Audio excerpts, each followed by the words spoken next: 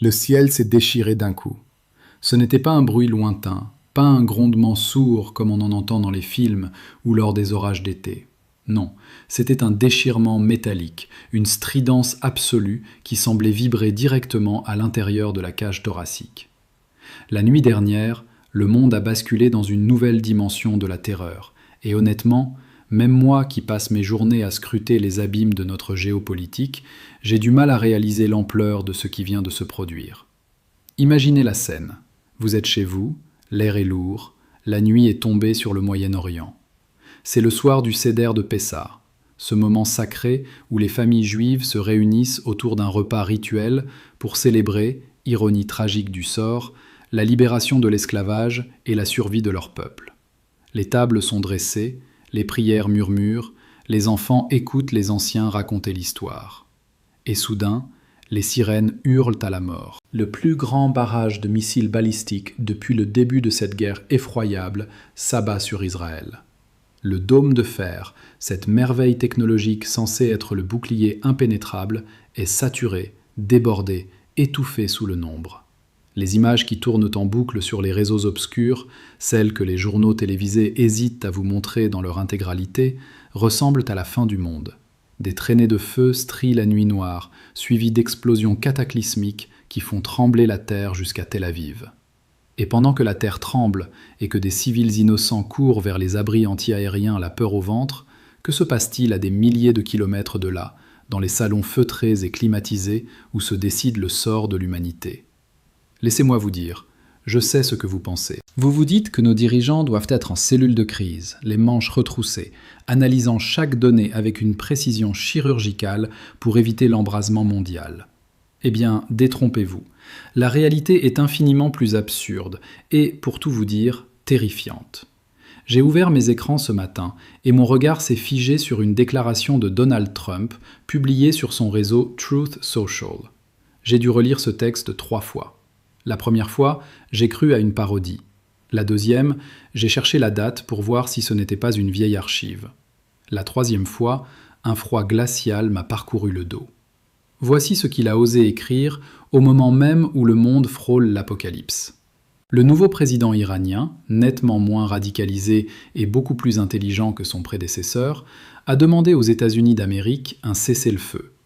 Nous en discuterons dès que le détroit d'Ormuz sera ouvert, libre et sans restriction. D'ici là, nous écraserons l'Iran de toute notre force pour le renvoyer à l'âge de pierre. Honnêtement, je ne sais pas dans quel univers parallèle vit cet homme, mais ce n'est manifestement pas le nôtre. Cette déclaration est un chef-d'œuvre de démence politique, une aberration totale qui nous prouve à quel point ceux qui prétendent tenir les rênes du monde sont déconnectés de la réalité la plus élémentaire. Analysons cette folie point par point, car le diable est dans les détails, et ici, le diable danse sur un volcan. D'abord, le fameux détroit d'Ormuz. Hier encore, le même Donald Trump affirmait avec son aplomb habituel qu'il mettrait fin à la guerre, même si le détroit restait fermé, arguant que c'était aux Européens de gérer ce problème. Aujourd'hui, revirement à 180 degrés, l'ouverture du détroit redevient la condition sine qua non. Une boussole qui s'affole au gré du vent. Ensuite, et c'est là que l'on touche au fond de l'abîme, il parle d'un nouveau président iranien qui serait moins radicalisé. De qui parle-t-il au juste ? Il n'y a pas de nouveau président iranien. Le président actuel est Massoud Pezeshkian, et le véritable pouvoir en Iran ne réside de toute façon pas à la présidence, mais entre les mains du guide suprême, l'ayatollah.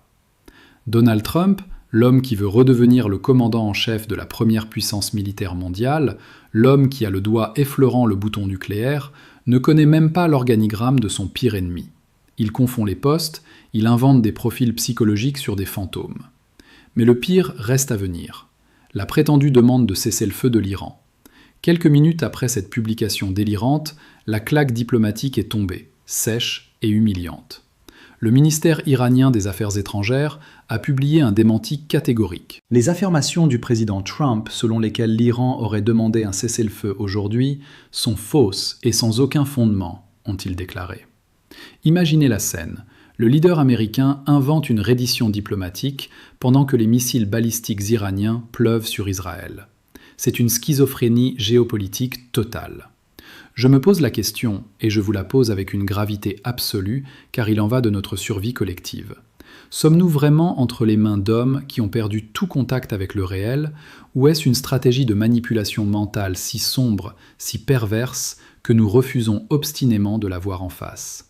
Il y a une vérité profonde et dérangeante sur la nature du pouvoir que peu de gens osent regarder en face. Nous grandissons tous avec cette illusion rassurante que ceux qui dirigent nos nations, ceux qui ont droit de vie et de mort sur des millions d'âmes, sont dotés d'une intelligence supérieure ou d'une sagesse acquise par l'expérience. Mais l'observation attentive de l'arène politique nous enseigne une leçon bien plus sombre. Le pouvoir absolu ne se contente pas de corrompre l'âme humaine, il l'isole de manière pathologique. Quand un leader s'entoure exclusivement de courtisans, de flatteurs et d'algorithmes conçus pour valider ses moindres pensées, il cesse littéralement de vivre dans notre monde. Il s'enferme dans une forteresse de miroirs, où ses propres hallucinations deviennent des vérités d'État. La responsabilité citoyenne, aujourd'hui, ce n'est plus seulement de voter ou de payer ses impôts. C'est d'avoir le courage de voir la nudité des rois. C'est de comprendre que la survie de notre civilisation ne dépend plus de la sagesse de nos dirigeants, car elle est souvent inexistante, mais de notre propre capacité collective à exiger la vérité, à refuser les récits préfabriqués et à rester lucide quand ceux qui nous gouvernent sombrent dans le délire. Si nous abandonnons notre esprit critique face au théâtre politique, nous devenons les complices silencieux de notre propre destruction. Et justement, parlons de cette destruction et de la façon dont elle nous est racontée. Pendant que Trump divaguait sur son réseau social, la réalité sur le terrain en Israël prenait des allures de cauchemar éveillé. Mais si vous lisez certains médias occidentaux, vous pourriez croire qu'il ne s'est passé qu'un banal incident technique. La couverture médiatique de cette nuit d'horreur est une insulte à l'intelligence humaine. Prenons le journal Bild, l'un des quotidiens les plus lus en Europe. Dans l'urgence de la nuit, il publie un article titré sur le plus grand assaut de missiles depuis le début de la guerre. Le ton est alarmiste, on s'attend à un bilan apocalyptique. Et puis, au détour d'un paragraphe, le journaliste écrit noir sur blanc que l'Iran a tiré environ 10 missiles balistiques. 10 missiles, vous avez bien entendu. Le plus grand assaut de l'histoire, résumé à 10 misérables roquettes. Je me frotte les yeux en lisant ça. Je me demande s'ils n'ont pas oublié 2 ou 3 zéros à la fin de leurs chiffres, ou si c'est une tentative pathétique de minimiser la terreur pour éviter un mouvement de panique généralisé sur les marchés financiers européens. Heureusement, dans cet océan de désinformation, il reste des canaux qui font leur travail de collecte brute. Les rapports indépendants et les chaînes non alignées ont rapidement brisé cette illusion médiatique. La réalité, celle qui fait trembler les murs à Holon, cette ville de 200 000 habitants au sud de Tel Aviv, qui a subi des impacts directs, est d'une toute autre envergure. L'Iran n'a pas tiré 10 missiles. C'était la 89e vague d'attaques orchestrée par les gardiens de la Révolution. On parle de plus de 100 missiles lourds, d'une flotte terrifiante de drones offensifs, et de 200 autres missiles conventionnels ciblant simultanément Eilat, Tel Aviv et Bnei Brak. Plus de 300 engins de mort lancés dans une chorégraphie macabre. C'est un tapis de bombes technologiques, un assaut ininterrompu, un déluge de feu sans la moindre pause. Et là, une autre contradiction effarante me frappe de plein fouet. Comment ce déluge est-il ne serait-ce que physiquement possible ? Souvenez-vous, il y a quelques semaines à peine, l'administration Trump et des figures médiatiques comme Pete Hegseth paradaient sur tous les écrans, bombant le torse, affirmant avec une certitude absolue qu'ils avaient méthodiquement détruit 90% des lanceurs de missiles iraniens et anéanti 95% de leur arsenal. Ils nous ont vendu l'image d'un Iran castré militairement, réduit à l'impuissance. Alors, je vous le demande, d'où sortent ces 300 missiles balistiques et drones qui viennent de pleuvoir sur Israël ? Ont-ils poussé dans le désert pendant la nuit ? Ou nous a-t-on menti effrontément pour des raisons électorales, sacrifiant la préparation civile sur l'autel de la propagande ?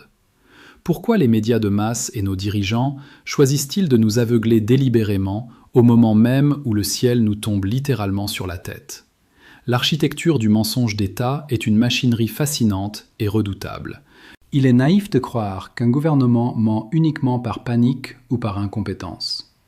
La manipulation de l'information en temps de crise est une science très précise, visant non pas à cacher la vérité, car la vérité finit toujours par éclater à l'ère du numérique, mais à gérer le calendrier de l'indignation. L'objectif de la propagande moderne n'est pas de vous convaincre que le ciel est vert quand il est bleu. Son objectif est de saturer votre esprit de demi-vérités, de statistiques contradictoires et de fausses victoires, jusqu'à ce que vous soyez trop épuisé intellectuellement pour chercher la véritable réponse. C'est la militarisation de la confusion. Quand on vous dit que 95% des capacités ennemies sont détruites, on vous achète une semaine de tranquillité psychologique. On maintient la machine économique en marche. C'est là que réside le véritable danger de notre époque, l'anesthésie de la conscience collective. Nous avons fini par accepter le mensonge comme une composante normale du discours politique. Mais la vérité est têtue, et la réalité physique, sous la forme d'explosions et de cratères, vient toujours rappeler que l'on ne peut pas bombarder le réel avec des communiqués de presse. La vraie responsabilité d'un citoyen aujourd'hui est d'apprendre à naviguer dans ce brouillard de guerre psychologique, de comprendre que chaque chiffre donné par le pouvoir est une arme pointée vers sa propre perception du monde. Et si l'horreur de la nuit s'était arrêtée aux frontières d'Israël, ce serait déjà une tragédie absolue. Mais la guerre moderne a muté. Elle ne se bat plus seulement avec du feu, du sang et de l'acier dans les déserts du Moyen-Orient. Elle s'infiltre dans vos maisons, dans vos poches, dans les câbles sous-marins et les centres de données froids et anonymes. L'Iran, conscient de son infériorité dans un affrontement frontal classique contre une coalition occidentale, a ouvert un second front, bien plus insidieux et dévastateur pour notre mode de vie quotidien. Avant même que les sirènes ne retentissent à Tel Aviv, une menace d'une froideur glaçante a été publiée par Téhéran. Une mise en garde directe, non pas adressée aux militaires, mais aux employés des entreprises américaines basées au Moyen-Orient. Le communiqué disait ceci : « Quittez la région pour protéger vos vies. L'opération commencera mercredi à 20h, heure iranienne.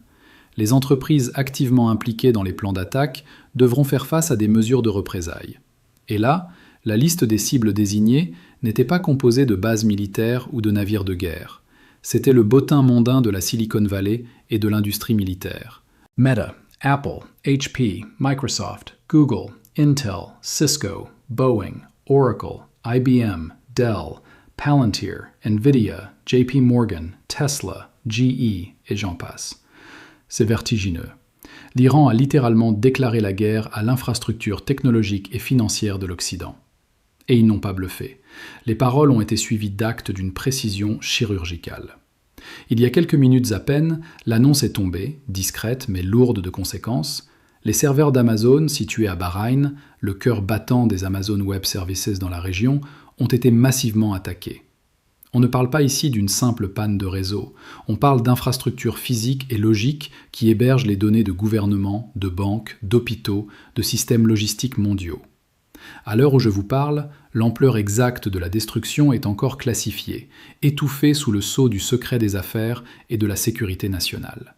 Mais l'onde de choc est incommensurable. Les entreprises que nous utilisons tous les jours, celles qui structurent nos vies sociales, nos finances, notre accès à la connaissance, sont désormais des cibles légitimes sur l'échiquier d'une guerre totale. Je regarde mon téléphone, mon ordinateur, et je réalise que ces outils ne sont plus de simples objets de confort. Ce sont les nouvelles tranchées d'un conflit mondial. Face à cette vulnérabilité absolue, je dois vous demander, quand les serveurs qui font tourner notre monde prennent feu, qui nous protège vraiment ?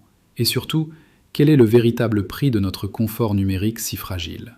Nous vivons dans une illusion de sécurité technologique qui frôle la complaisance suicidaire. Pendant des décennies, nous avons bâti une civilisation entière sur la commodité, en déléguant notre mémoire, notre économie, nos communications et même notre sécurité à des entités privées et à des serveurs situés à des milliers de kilomètres. Nous avons troqué notre résilience contre la vitesse. Ce que cette guerre de l'ombre nous révèle, c'est l'extrême fragilité de ce monde hyperconnecté. La puissance d'une nation ne se mesure plus seulement à la taille de son arsenal nucléaire, mais à la capacité de ses adversaires à éteindre les lumières, à paralyser les transactions bancaires et à rendre les infrastructures vitales aveugles et sourdes en quelques millisecondes. C'est une leçon d'humilité cruelle. En externalisant notre existence au cloud, nous avons offert nos artères vitales à quiconque possède les compétences nécessaires pour les trancher. La véritable réflexion que nous devons mener n'est pas technologique, elle est philosophique. À quel point sommes-nous prêts à sacrifier notre autonomie pour rester connectés ? Un peuple qui ne sait plus fonctionner sans un accès aux serveurs d'Amazon ou de Google est un peuple déjà vaincu avant même que la première balle ne soit tirée. La vraie liberté, dans le siècle qui s'ouvre, appartiendra à ceux qui sauront construire des réseaux locaux résilients et à ceux qui n'auront pas oublié comment vivre quand les écrans deviendront noirs.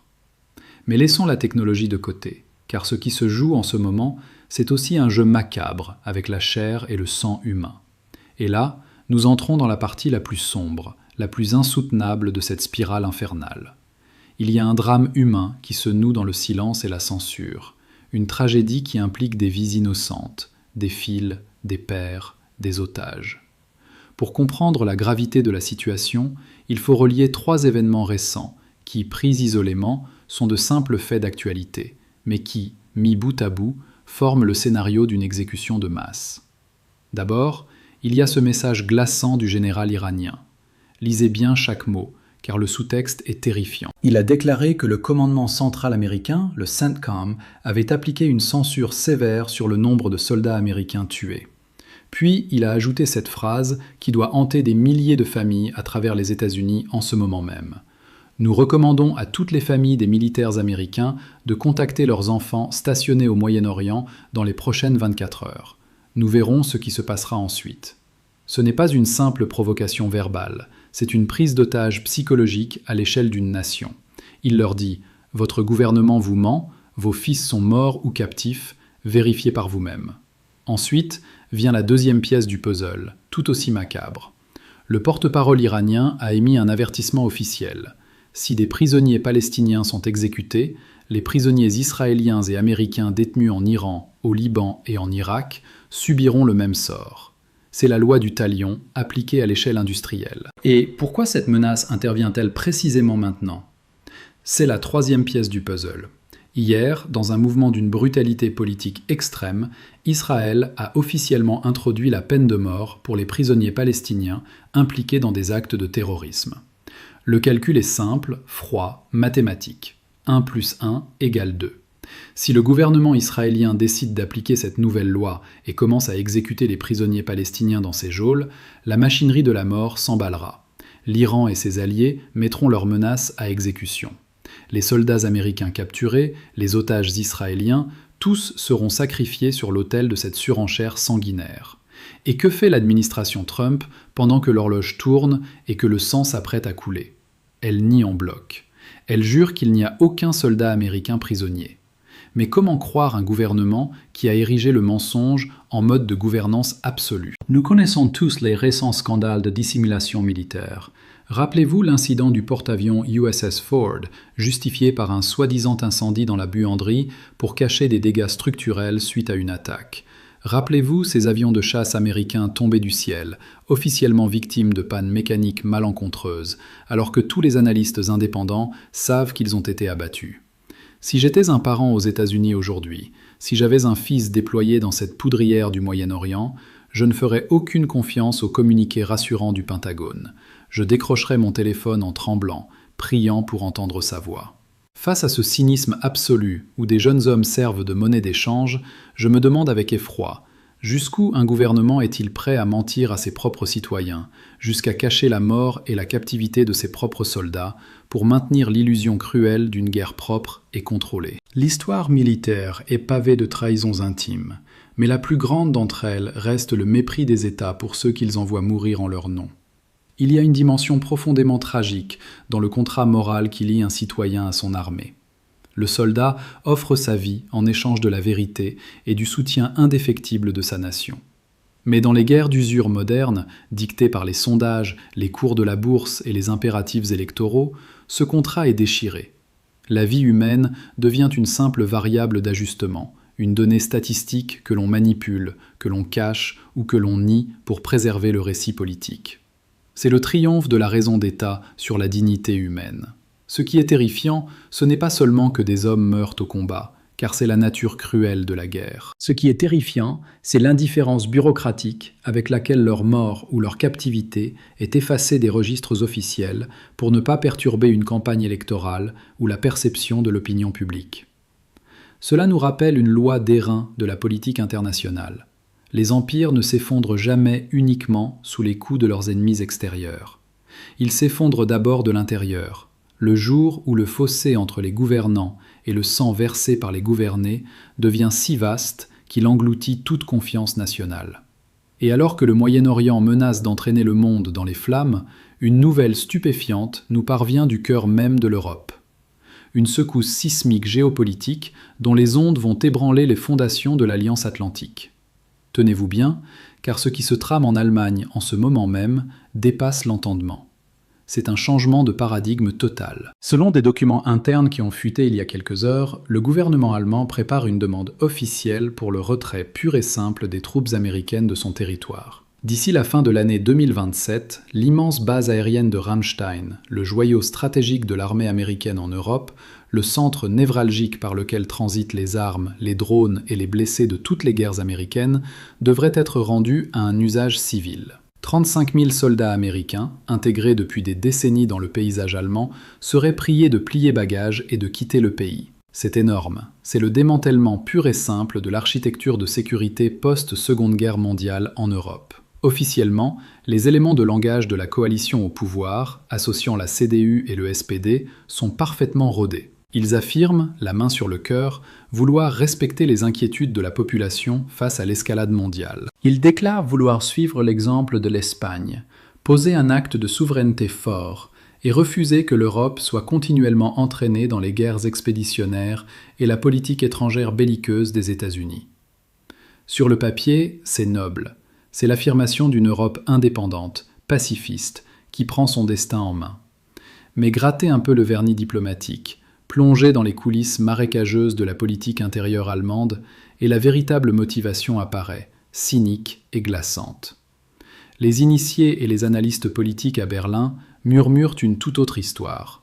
Ce retrait historique n'a rien à voir avec un grand idéal de paix mondiale ou une prise de conscience géopolitique. C'est une manœuvre de politique politicienne de la pire espèce. L'objectif unique, l'obsession de ce changement de stratégie, c'est de combattre l'AfD, le parti d'opposition qui monte en flèche dans les sondages. Plutôt que de rejeter par principe les idées de l'AfD, qui milite depuis longtemps pour un éloignement de l'hégémonie américaine, le gouvernement a décidé d'adopter une stratégie de vampirisation. Ils volent le programme de leurs adversaires de manière proactive pour les priver de leurs arguments phares avant les prochaines élections fédérales. C'est d'un machiavélisme absolu.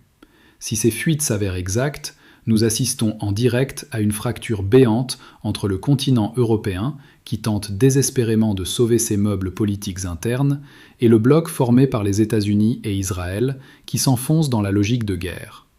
L'expulsion des forces américaines d'Allemagne serait la conséquence ultime de cette rupture de confiance.